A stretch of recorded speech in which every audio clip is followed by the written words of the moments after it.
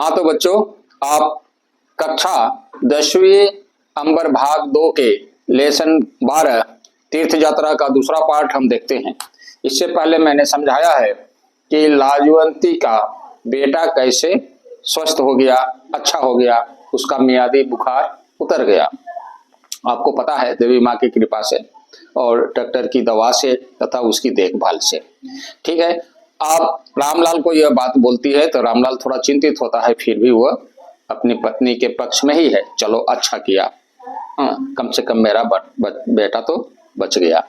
और ये दुर्गादास जो बोलते हैं लाजवंती को, तुम तो दूसरी सावित्री निकली। एक सावित्री जो थी अपने मृत पति को जमराज के मुंह से बचाया था और आपने ही ऐसा ही किया। ठीक है, अब इस प्रकार से क्या होता है कि बच्चे के स्वस्थ होने के 7वें दिन रामलाल जो है लाजवंती का पति वह नौकरी पर चला जाता है। इस प्रकार से 3 महीने बीत गए। अब लाजवंती तीर्थ यात्रा के लिए तैयार हुई। धर लीजिए कल उसको जाना है आज, तो वह क्या करती है, घर अपने घर में एक शादी का माहौल की तरह तैयार करती है ताकि गांव के लोग आकर के खाए पिए, उसको आशीर्वाद दे और अगले दिन वह तीर्थ यात्रा के लिए निकल पड़े। ऐसा ही होता है, वो फूला नहीं समाती है, इधर से उधर दौड़ धूप कर रही है।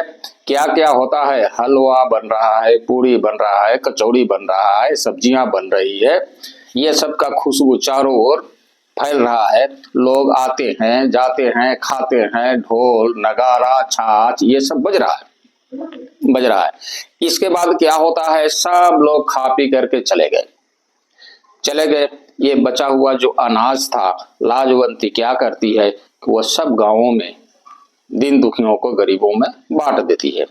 उसके पास एक गाय थी, तो गाय को क्या करती है, अपने पड़ोसिन को दे देती है और कहती है कि इसका पूरा ख्याल रखना, मैं तो तीर्थ यात्रा में जाऊंगी लेकिन मेरा मन गाय पर ही लगा रहेगा।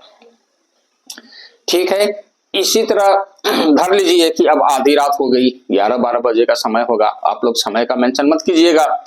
अब उसी समय क्या देखती है, रात को सब लोग सोए हैं, लाजवंती तो जगी है, तैयारी करनी है। घर में फंक्शन इतना बड़ा हुआ, भोज का आयोजन हुआ, ये जगी है।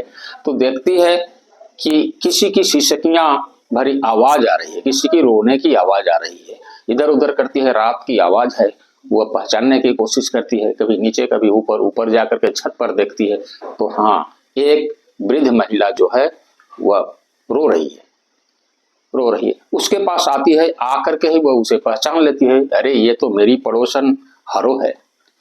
हाँ, हरो। तो उसको प्यार से पूछती है कि हरो माँ बताइए कि आपको क्या हुआ। लेकिन वो जो बुढ़ी औरत है हरो, वो रोते ही जाती है, उसके आंसू रुकते नहीं है। लाजवंती बार बार बोलती है कि बोलिए क्या, वो बोलती है क्या करूं बेटी, मैं बता करके ही क्या करूं, हाँ, इसका समाधान तो नहीं होगा। फिर भी उसके बार बार अनुरोध पर उसने कहा कि देखिए मेरी बेटी की शादी है, मेरा जेठ जो है, जेठ मतलब पति के बड़े भाई, जेठ जो है वो तो क्या किए हैं कि 200 रुपए से गहने और कपड़ा तो बनवा दिए, लेकिन बारातियों के लिए कुछ नहीं किए। बाराती आएंगे, उनको स्वागत के लिए खाना खिलाया जाएगा, मिठाई ये सब तो है ही है, इसकी चिंता मुझे लगी रहती है। मिठाई मांगेंगे, बारातियों में तो ऐसा होता ही है, पूरी मांगेंगे, हलवा मांगेंगे, मैं कहाँ से दूंगा, मैं शादी नहीं कर पा रही हूँ। लाजवंती अब सोच में पड़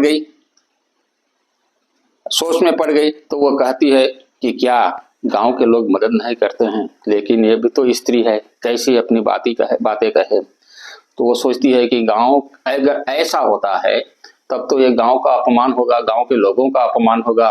तो वो कहती है कोई बात नहीं बेटी, मैं अगर शादी नहीं कर पाऊंगी तो मैं अपने बेटी को लेकर के गांव छोड़कर अन्यत्र चली जाऊंगी। ऐसी इच्छा वो उसने व्यक्त किया। तो लाजवंती हरो की अवस्था देख करके अब कांप गई, ऐसा किया, हाँ, ऐसी विपत्ति में है हरो, उसकी पड़ोसन। ठीक है, अब वो सोचने लगी कि मैं इस समय अगर उसकी कुछ मदद नहीं करूंगा करती हूं तो क्या होगा कि ये तो भगवान श्राप देंगे। उसने सब कुछ भूल गई और उसका हृदय पानी पानी हो गया, दिल पिघल गया उसका दुख दर्द सुन करके।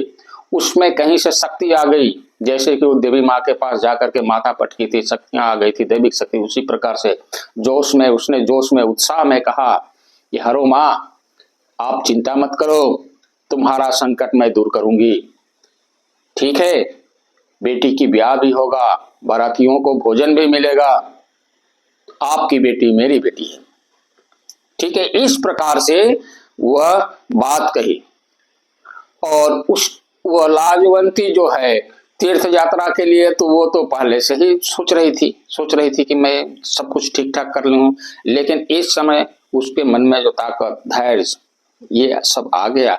उसने दौड़ करके अपने घर में गई और संदूक खोली। 200 रुपए जो रखी थी वह ला करके हर रो को दे देती है, उसके पड़ोसन को दे देती है, ताकि उसकी लड़की की शादी हो पाए। इस प्रकार से वो खुश होती है, बहुत खुश होती है। और इसीलिए 200 रुपए दे देती है।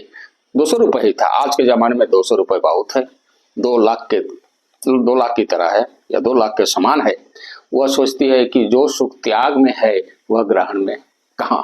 इस प्रकार से यह पाठ का अंत हुआ। यह जो तीर्थ यात्रा है यह एक सामाजिक कहानी है। इसमें त्याग एवं परोपकार के महत्व को दर्शाया गया है। आपको घबराने की कोई जरूरत नहीं है, आराम से पढ़िए, सभी प्रश्नों के उत्तर आप आसानी से दे पाएंगे। तो इस प्रकार से अभी तक अगर आप लोगों ने हमारे चैनल को सब्सक्राइब नहीं किया तो सब्सक्राइब कर दीजिए और ज्यादा से ज्यादा शेयर भी कीजिए। धन्यवाद।